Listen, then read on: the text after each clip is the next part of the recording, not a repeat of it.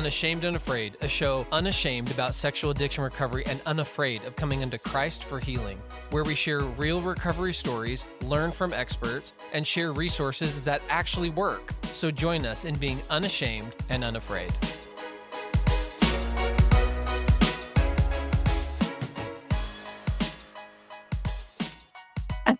Welcome to Unashamed and Afraid. Melanie, what's up?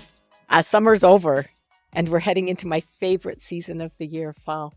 I didn't know you were such a college football fan, but all right, we'll take it. And tell me who we have here with us on the couch. We have Michelle and we have Sally, two of just beautiful women who have come to Heart of a Woman before.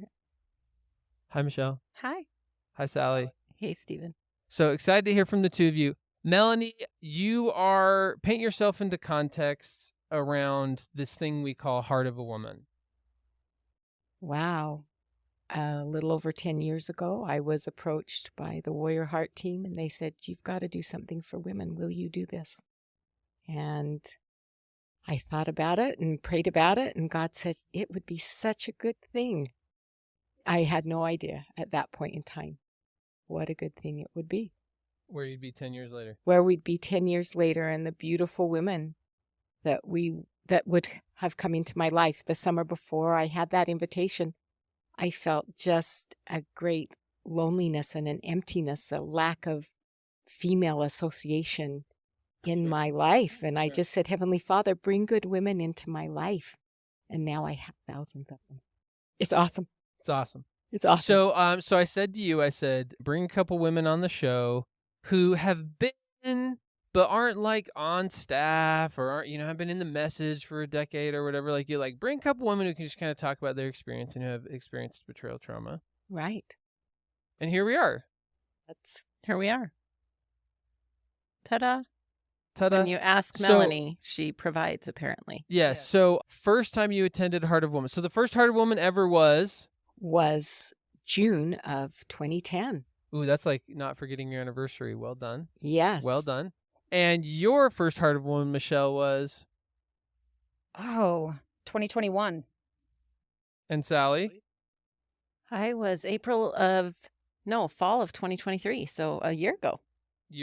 Yeah. So elephant in the room, what is Heart of a Woman? And we're actually not going to ask you. I want to ask someone who's the newest attendee. What is Heart of a Woman? Because Melanie, you have your whole speech down. You do this all the time. When someone's like, "What is Heart of a Woman?" You're like, "It's da da da da." I want the street version. Sally, someone comes up to you and they're like, "What's this Heart of a Woman thing?" And you say, "Well, I've been asked that several times, right?" Because I'll talk about it. Honestly, some friends that I met there, we call it the Jesus Retreat, and it's really just a few days where you're given the opportunity to connect with God and Christ, and if you want, meet some new people that are there for the same purpose.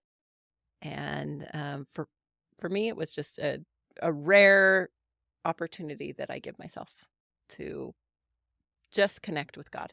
Awesome. Michelle, add, edit, delete. Heart of a Woman is? I think it's provided space to really access God in ways that maybe you wouldn't have before. You're kind of removed from your normal life. You're removed from your normal experiences, even your normal religious experiences, and you're able to be provided with ideas and space and peace to be able to really seek out God on your own and really find out what he has for you.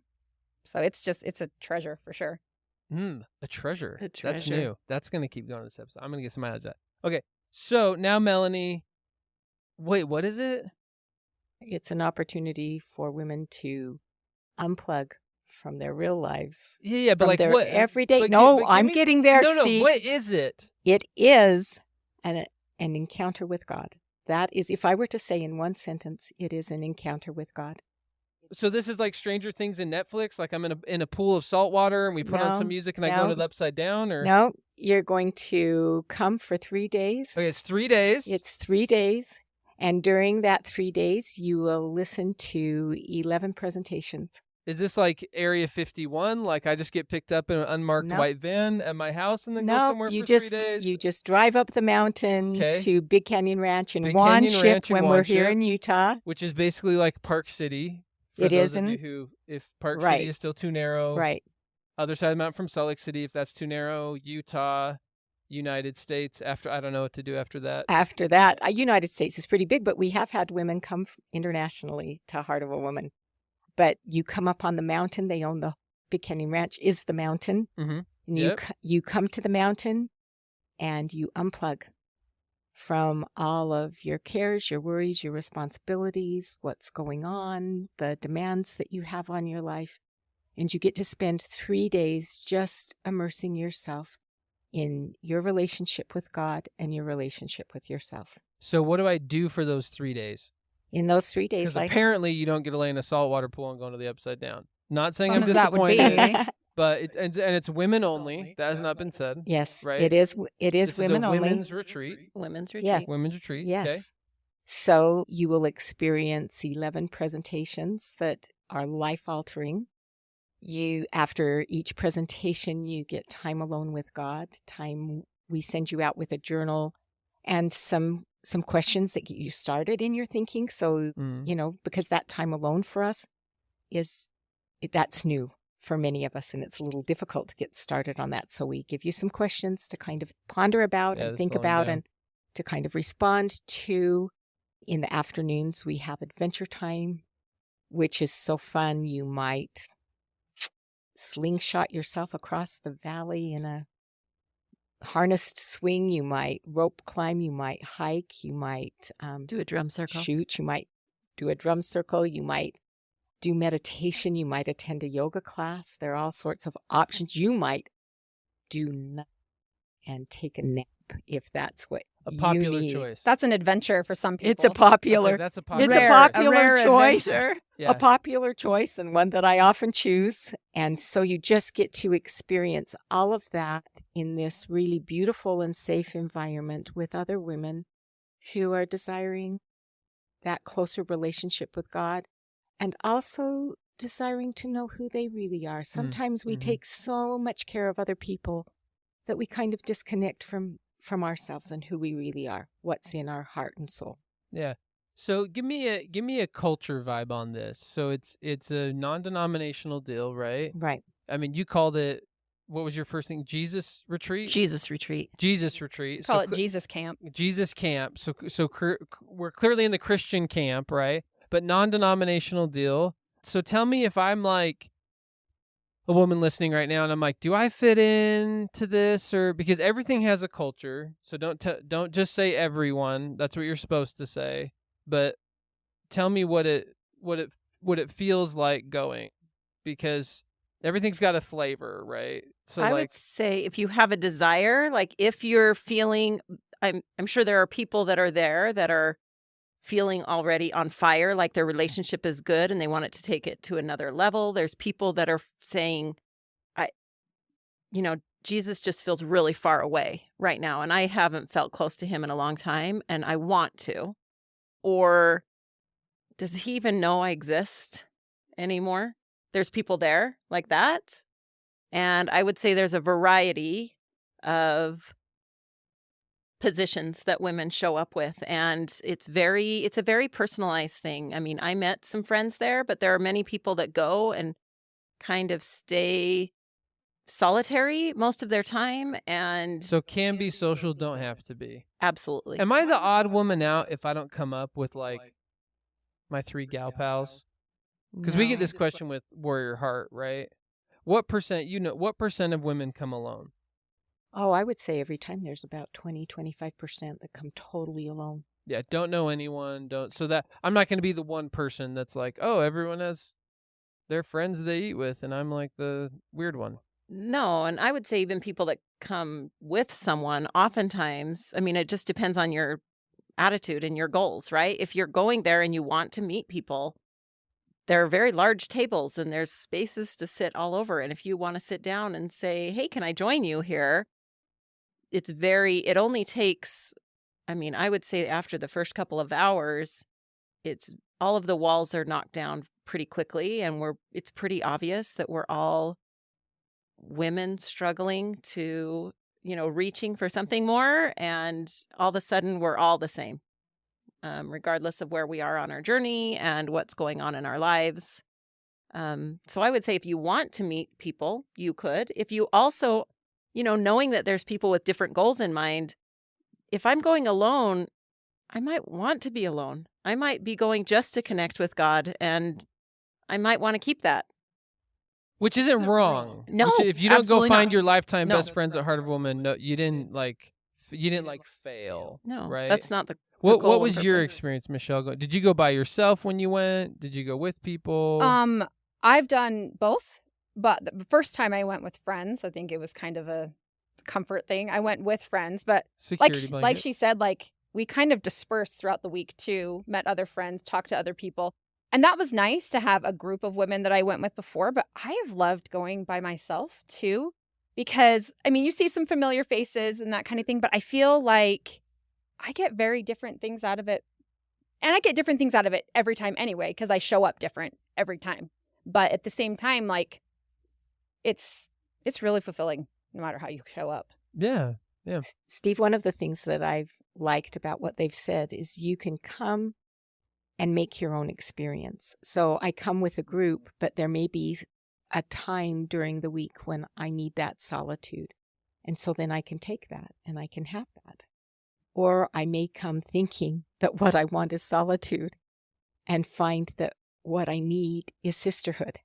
And so then I can reach out. So you can kind of design the experience to be what you want it to be. And as a team, we have tried to create, that would be our culture. If I would to say what the culture is to create a safe space where a woman can come, regardless of where her journey is with God, and explore that in a way that she and God designed together over the course of the weekend, and experience her own experience. No two women who come to Heart of a Woman have the same experience. Sure. And so because I think about, this stuff always sounds freaking weird, right?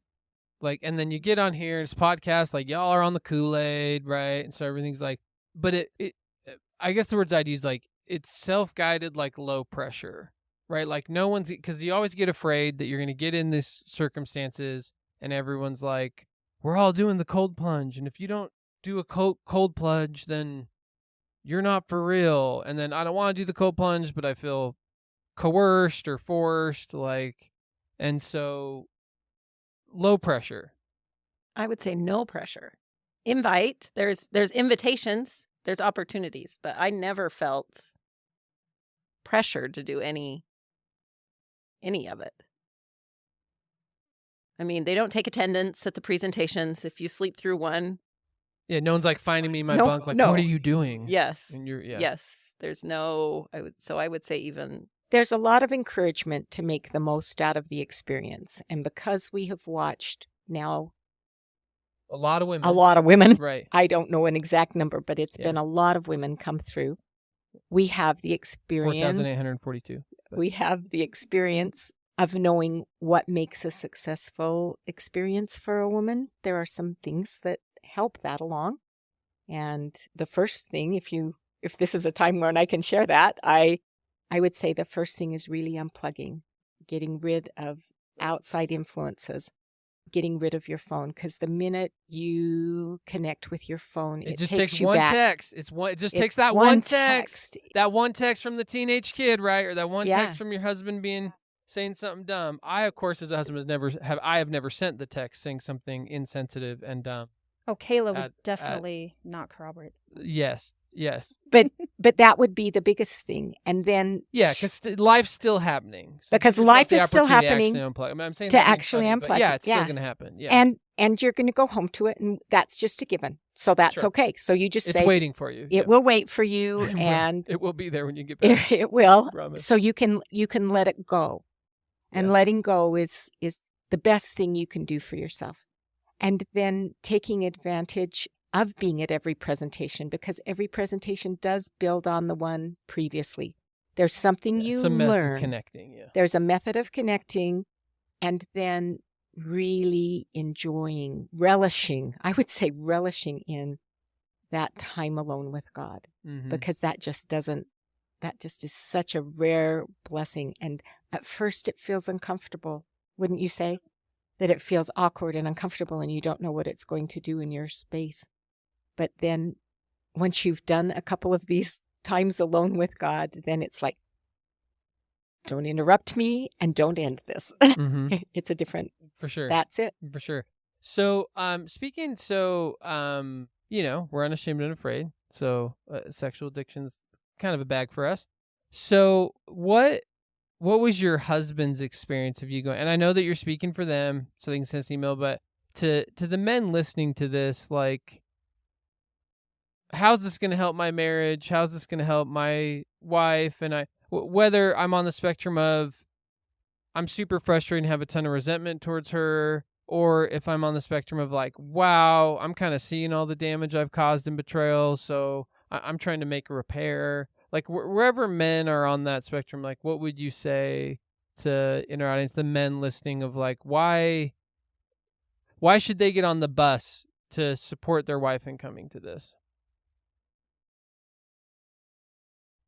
I mean, I would imagine that, any growth and any personal peace that your wife can find is going to benefit everyone, right? If she's going to get a stronger sense of self and a stronger sense of identity of who she is because she knows who God is, then it's going to help everyone, because it elevates the perspective of the relationship, of the family, of the individual, right?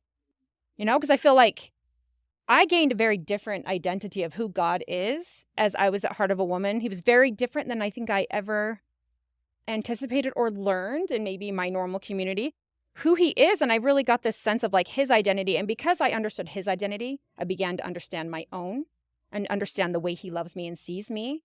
So I've been able to show up both for myself and my relationship in such a wholesome way since. So for me, it's just, yeah. So while we're here, what shifted? What shifted? You mean in how I saw God? No, how when you saw your husband. I mean, God, because it shifted the thing. But if I'm the guy listening right now, I'm like, great, give me the sauce. So what was the relationship like prior to Heart of a Woman, and what shifted in you? Because you said, as I changed how I saw God, it changed how I saw me. It shifted how I showed up in the relationship. So how were you showing up in the relationship before? What was the shift, and how did you show up after? I mean, I think there's certainly a lot more like codependency and focus on like, what am I doing for this person? How am I helping them? How am I dragging them along? How am I? And I will say that like the first time I showed up, my mindset was I was still in a lot of like of a raw spot, and I feel like I was still there. And so my first experience, just truly like understanding who God is and all of that I kind of made me see like I said, myself differently, but also my husband, right? When you have someone in your life, and this could be a spouse, this could be family members, this could be kids, whoever, friends, when you have people in your life that maybe aren't like gentle with your heart, whatever that looks like, I feel like it's pretty normal to kind of create a type of like, I can't depend on anyone, including God, right? And you get this idea of, you place that maybe that weakness or their identity on God when really that isn't there, right? But I feel like when it can kind of shift, right? When you can kind of understand who he is, it gave me a better capacity for compassion for my husband as a child of God, because I'm able to see how the Lord sees me, and I know how the Lord sees him. And I know how the Lord sees the other people in our lives, that maybe do those things. And it kind of gives you this like full sense of like love and compassion and like true appreciation for who they are and who they've become through their experiences. And I don't know, it just really helped kind of freshen that and help me to kind of rely more within, and not in a way to separate myself from him, but in a way that like if I have a stronger sense of self and a stronger sense of identity as like a daughter of God, and I know that he is a son of God, I know there's no boundaries and no limits to what we can do together. We become more of a team. Does that make sense? Oh, well, you sold me back on I have more compassion for him. That works. Give me a scoop of that. Sally, what's your experience? Well, I have a therapist that once told me that no one person can meet all of my needs and that I have several of them as a human. And I think for me, going to Heart of a Woman made me realize and maybe take even more accountability to find other places to meet those needs, so that I can, I realize that some of those needs are met through God, through Christ, through girlfriends, through my own study time, my own personal time. Just gave me a little bit more of a responsibility as opposed to a reliance on just this, my spouse should be able to fill all of All my the needs. things. Yeah. And that is an Less pressure. impossible Yeah. task. It's an impossible task for him. It's impossible for me. It's just impossible. Well, So and I that rings true to me because both of those I think are byproducts of warrior heart. Oh, you mean she wasn't meant to meet all my needs all of the time? And I think being able to have more compassion for the betrayal trauma and the hurt and the harm, and just as a person, right? As a mom, as a partner, and as all the stuff. Yeah. And I should specify, I actually have not experienced betrayal trauma from my spouse. So I'm still coming from a place though where there are wounds and there are, traumas in life that those expectations exist regardless of where you are For sure. on that For sure. on that spectrum with. And I think one of the things that I learned from Heart of a Woman is that when I rely on humans to meet all my needs, I'm always going to be disappointed because we're human. But yeah, there's that part. there's just that part that we are just human. But when I rely on God, He doesn't fail me. And it's taken so much pressure off of me, and it's released all of the people that I love from all of these unhealthy expectations that I had of them. And they feel freer. And I love that. I feel like it's a gift that has been given to them. Just like I said, that I don't have the same unrealistic expectations of their meeting my needs that I used to have. Well, and it's weird. It's that thing, right? That when we change ourselves, all of a sudden everyone else in our life changes. It's weird how that happens, right? So what about, for, right, women listening, and we got a couple of different camps, and I'll start with this one because this one has a tender spot for me. I have compassion all day long for my fellow brothers in recovery and myself of, like, you got to shake. I call it the orange jumpsuit, right? Like, you're the bad guy in the story, right? And like that's a tough identity to shake. That's a tough thing to put down.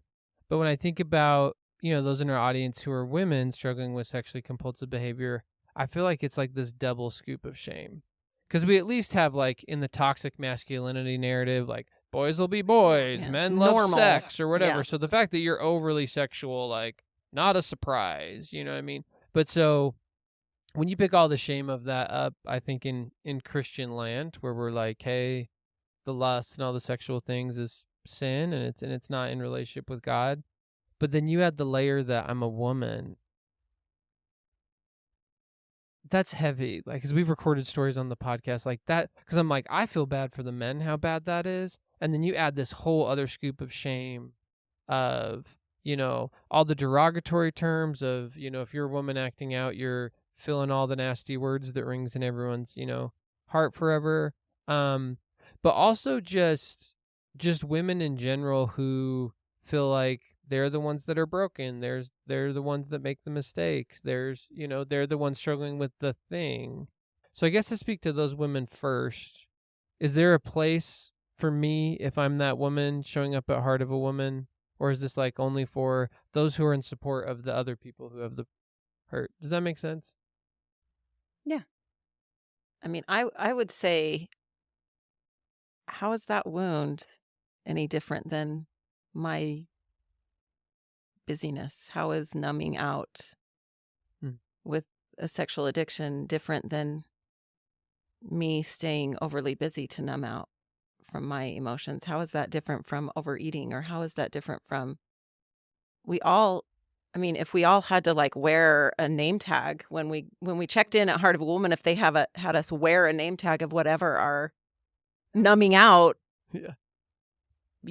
whatever this flavor of the week was. Hi, my name's Sally. My sin of choice is. Yes, yes. If we all, Yeah. I just don't know how that's different, except for how you're viewing yourself or how you're projecting that people view you, whether they are or not.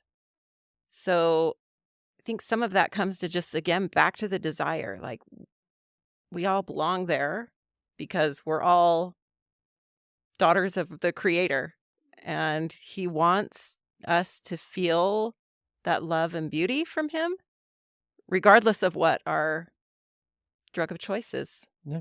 And sometimes that changes, right? Well, every week is different sometimes.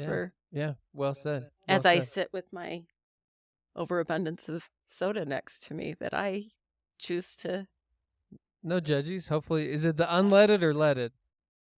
It's leaded. Okay, I'm all about that. If you're gonna do it, do the thing. So, Michelle, for you, for the women listening, because this is a common experience, right? So, betrayal trauma, there's a flood of a lot of stuff happening, right? So, feeling a fogginess, a confusion, an exhaustion, and an overwhelm in particular are massive side effects of the betrayal trauma experience. It's really disorienting. Super disorienting, right? And so you're hit with, you should be going to 12-step group and therapy and church stuff, and you still need to take care of your kids, but then you're supporting him in his recovery. So there's just a lot going on. So this experience, women coming up to this, it just feels like a big ask, right? Like it's like one more thing. I've had that conversation with several women that I've told to come to Heart of a Woman. I'm like, you really should go to Heart of a Woman. And they're like, that's one more thing. That's one more. And if I remember the story right, you also might have had some of that in your story, Michelle. So tell us, for that woman who's has the betrayal trauma background, is trying to navigate and figure that out. How do I step past that wall that's stopping me from coming to this? It's all good stuff. I get that it's all going to help me, but I just don't have the capacity for one more thing. I mean, and I think that's fair, right? And I think a lot of times when you are disoriented, you're kind of like going within, and you're kind of closing down because you're trying to control whatever you can, or you're trying to understand situations that are hard to understand. And I feel like, my heart goes out to women that say like, yeah, I don't have time for that. That was my experience when my friends went the first time. I was like, I don't need that. Because they went without you the first time. They went without me, and my choice. I said, yes, have a great time. Yeah. That's not for me.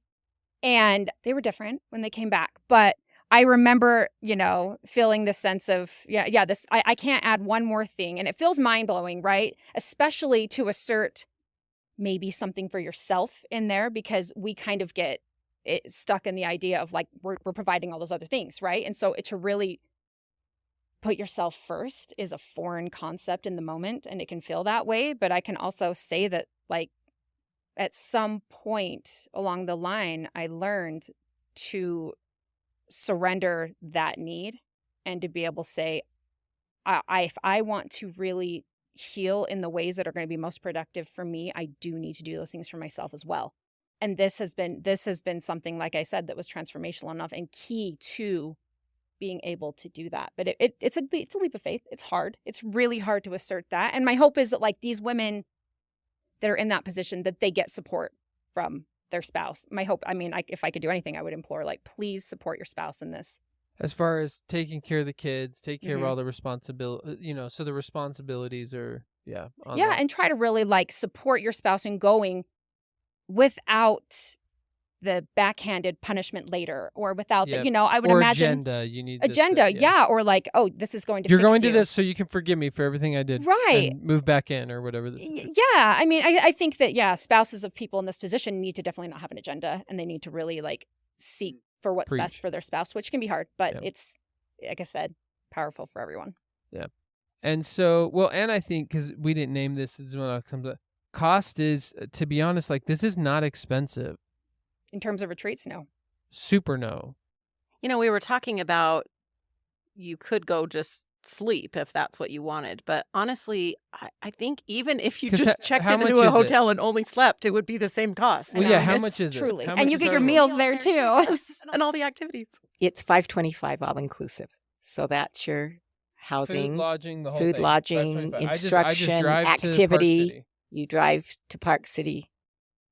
Yeah, which if I'm doing 2 nights, I'm at least $300. Yeah. And you haven't least. and you haven't eaten. And 3 meals a day that somebody else has cooked for you. Yeah, and clean up. Yeah, you're not cleaning up. You're not. Yeah, it's not like, can we all volunteer? You're not doing anything. Yeah.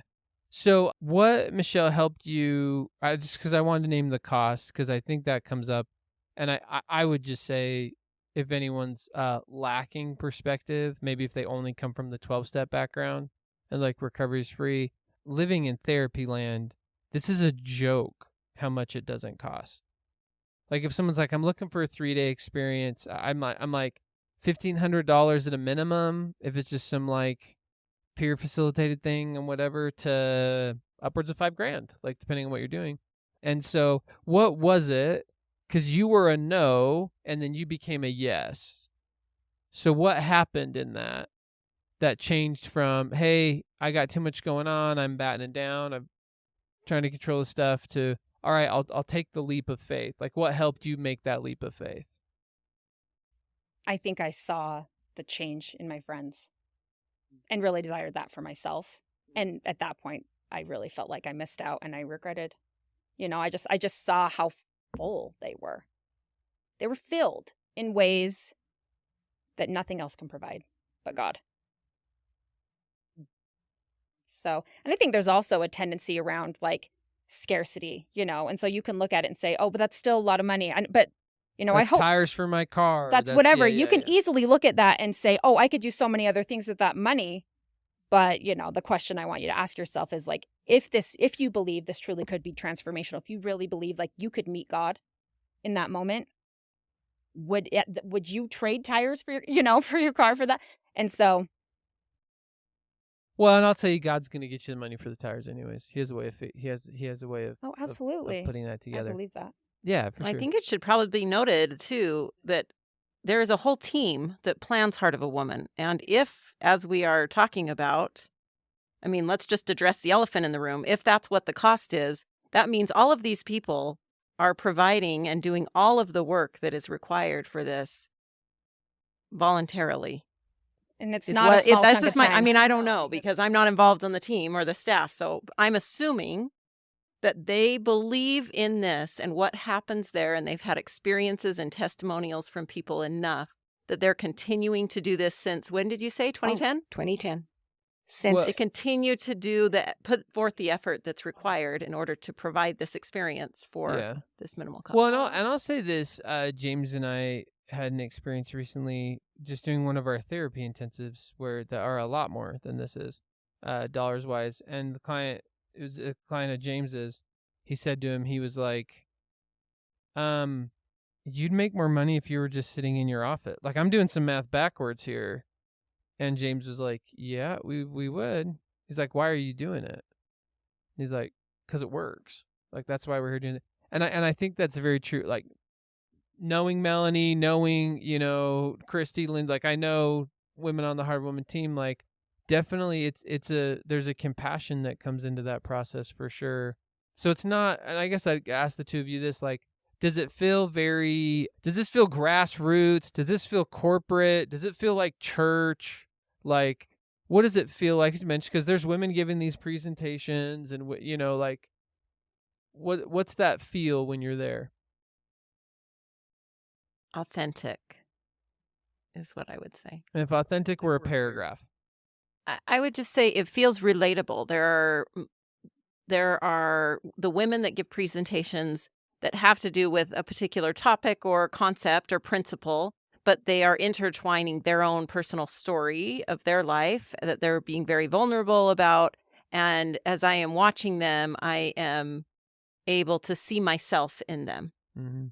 And in that aspect, I wish my church felt more like that. Mm-hmm. And I try and get my church to feel more like that. Sure. So maybe it doesn't feel like church, but feels like a safe space for understanding my own story and the ability that I have to heal.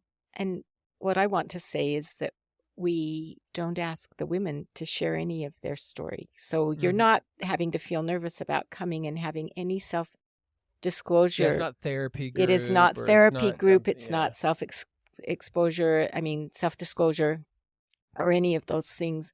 Or self-exposure. Also, I'm all assuming of everyone's those. clothed. Everyone's clothed. Clothed to answer the we're not naked. That's a different retreat. Naked around. Yeah, that's a different. Listen to the bonus content. If you want. But because the women who get on that stage to give a presentation are willing to be so vulnerable, you're able to see yourself in their story, because all of us, our stories are each other's stories too.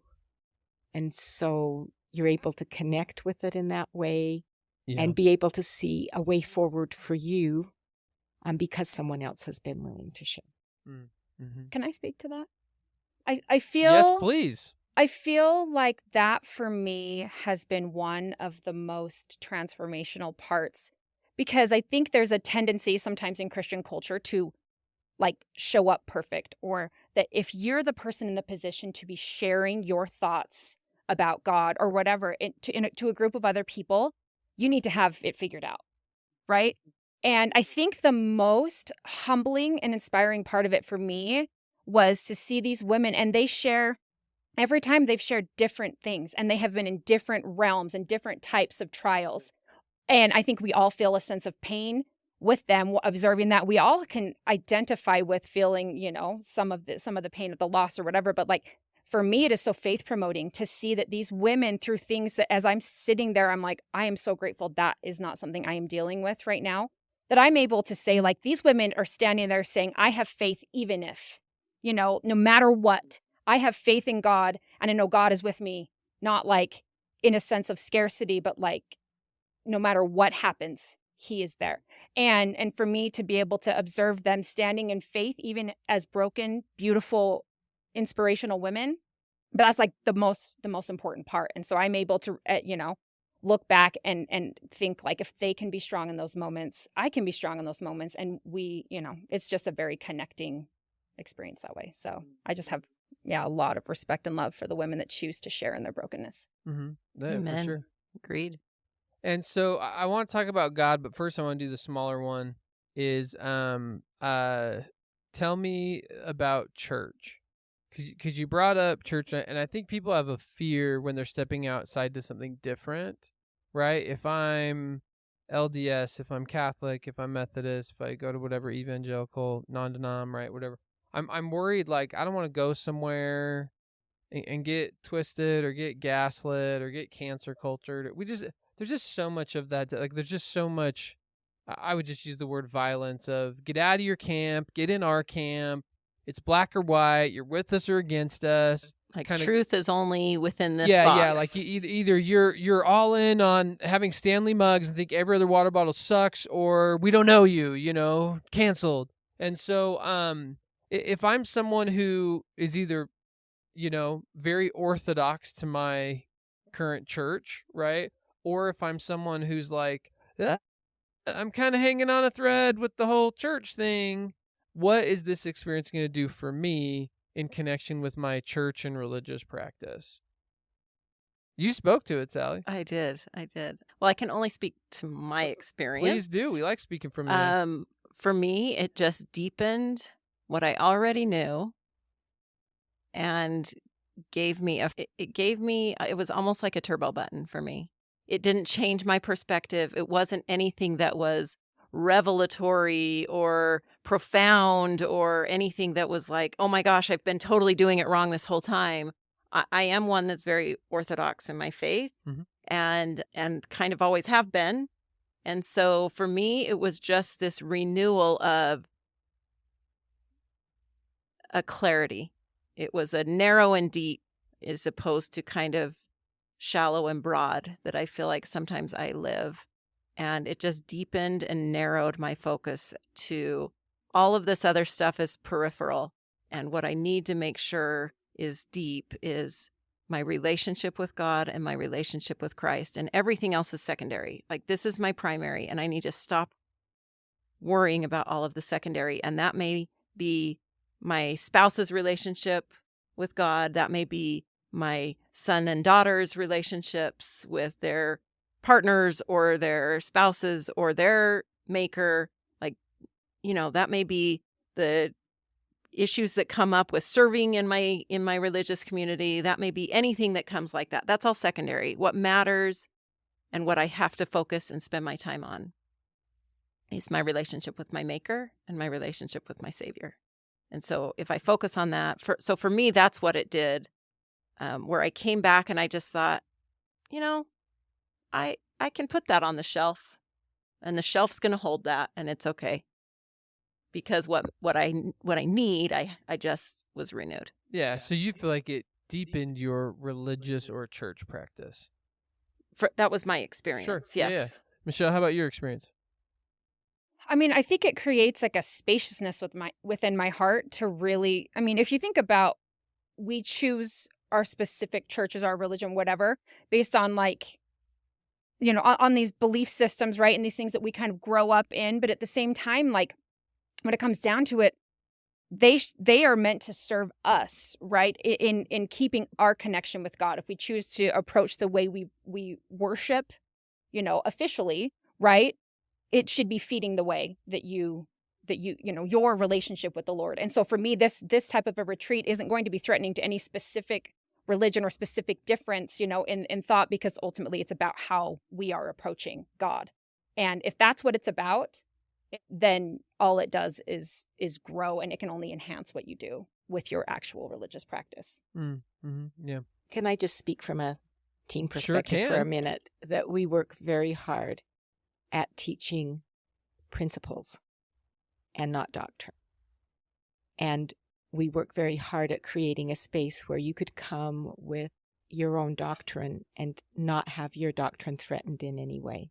And so, meaning dogma, religious traditions, and just to give that word a definition. Right. But principles that are common to women of Christian faith.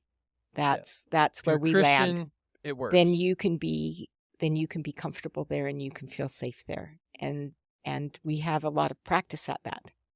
And from comments that women from many faiths or many backgrounds have given back to us, that is the space that is created. And I can say that really confidently. Sure, having it women from different walks of life.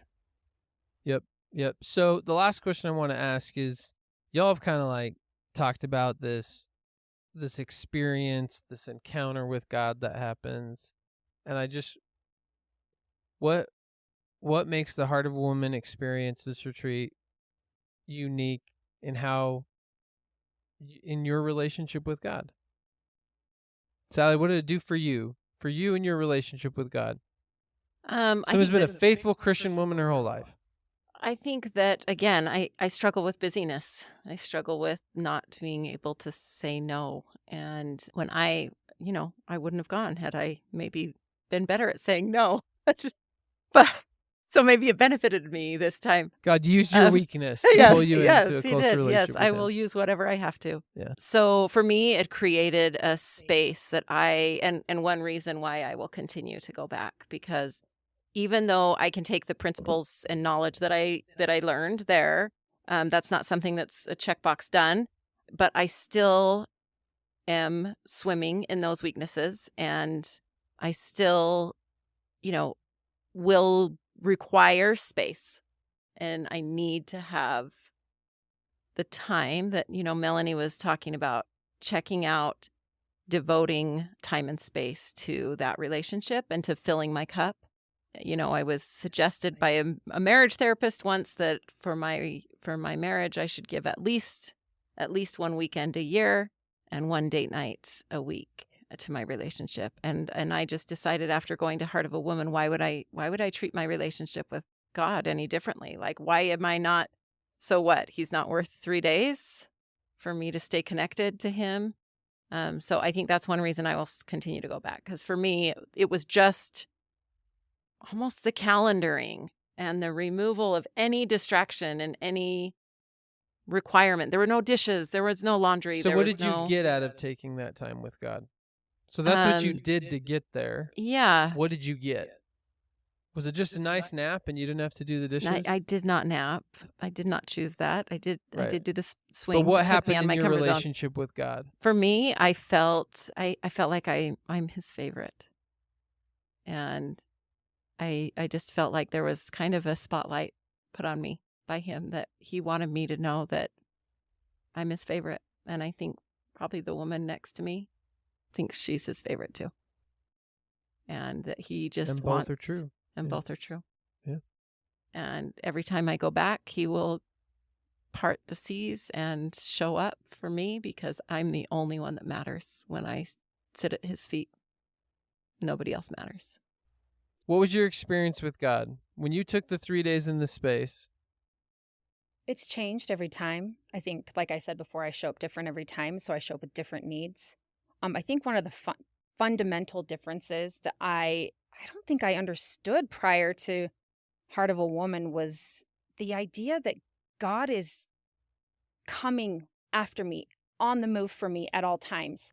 I think I had this feeling that he's busy, he has a lot going, he's super important, and that he knows I'm important too. And when I show up and I need something, maybe he'll show up. But the thought of like, there is literally nothing in the world I could do that would make him love me any less. He is continually in pursuit. So when I make mistakes, when I hide from him, when I do things that create space between us, I think I used to believe that there was a judgment there, that he might be mad at me. And then I felt more reason to hide, the shame, right? And for me to really get the idea that like, that I am his favorite, that he is like, in those moments when I'm running away, when I'm chasing, when I'm making mistakes, when I'm hiding in shame, that he is grasping for me, I haven't thought about this in like 20 years, so hopefully this makes sense. But the Sistine Chapel, like the Michelangelo, like God and Adam, there was once a story I heard of, a friend told me that he had a friend that said, he pictured like God's hand in a very limp, like, come if you can, like when you're ready. And maybe that was kind of my perspective before, but like, and that, other people saw God grasping, right? And I just feel like Heart of a Woman helped me realize that God is like grasping. Like if I drop in my faith and I fall through the water as I'm walking on water, Jesus is grasping me, pulling me out of the water, like he is after me. And to know that he is in pursuit of me at all times, and he loves me no matter what, that I don't have a need to hide, but if I do, he's there. It's just a really, really affirming like identity shift. And that has been probably the most powerful thing for me. All right, Melanie. I don't want Melanie, who runs Heart of a Woman and the stuff or whatever. I want to peel back those layers to just the woman that I sit at lunch with and have a conversation. My friend Melanie, what has Heart of Woman done for your relationship with God? I'm going to talk about what it's done for my relationship with myself first. And that is that I have compassion for myself that I didn't have before. I was I had such a high expectations of myself. And I was so judgmental of myself, and I lived in fear of disappointing God, of disappointing myself, of disappointing others. And that is the transformation that I've experienced.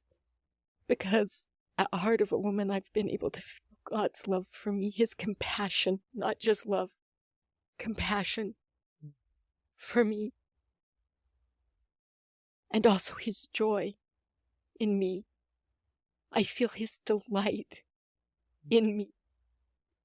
Even in the things that I might not like about myself. And when I've talked to him at Heart of a Woman about these things I don't like about myself, he's like, I just love watching you struggle with them.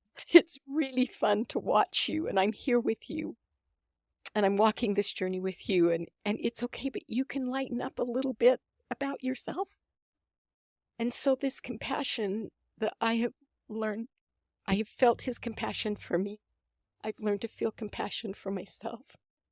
And then it allows me to go out into the world with this compassionate heart that I didn't have. People used to say such things, mean things to me, like you're so intimidating and you're so stuck up and you're so, there were just a list of judgments about Melanie that people would say to my face all of the time.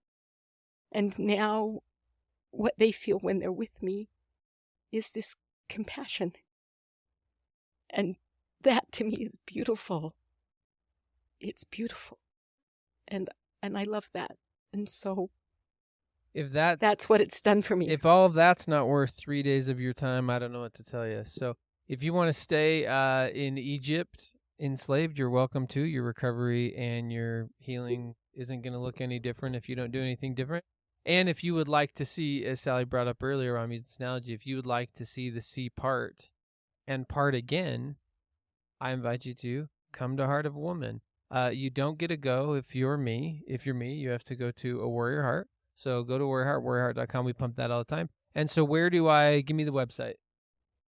theheartofawoman.net. theheartofawoman.net. It's there in the show notes. So I invite you to go, register, and the next retreat is coming right up. It is October 10th through 12th, and there is a discount code that Unashamed and Afraid will provide, and it will be live for the first 2 weeks after this podcast drops. Yes, so go ahead and follow us on social media to get that code. So this at Unashamed and Afraid on social media, or you can go to the show notes. We'll have it in there as well. If you were looking for scholarships or need help getting to resources like this, we invite you to go to unashamedandafraid.com/scholarships. And our resources page for different books and things like that, other episodes. If you are not an outsider, we invite you to become an outsider. Those are bold, accepted, unashamed members of this movement that donate to the nonprofit so we can provide scholarships for things like Heart of a Woman, which we do every year. And so big fan, so invite you to that. And shout out to my boy Bryce. For previous episode, I talked about Doritos Salsa Verde chips, which you actually can't find. They're hard to find in Salt Lake for whatever reason. So Bryce down in Arizona hooked me up. Bryce, see you, love you. Amazing recovery group down there. To shout out to all those guys. Andrew also brought me some salt and vinegar chips, the kettle kind. He knows what's up. So get some good crew. If you don't have some people close to you, come to Heart of Woman. Make some friends. They're amazing women that have been there. My wife has been as well. After much resistance and pushing from me, I did it all the wrong ways, which we'll talk about in the bonus content. So invite you to open your heart, take the risk and come. And until we can connect again, continue to be unashamed.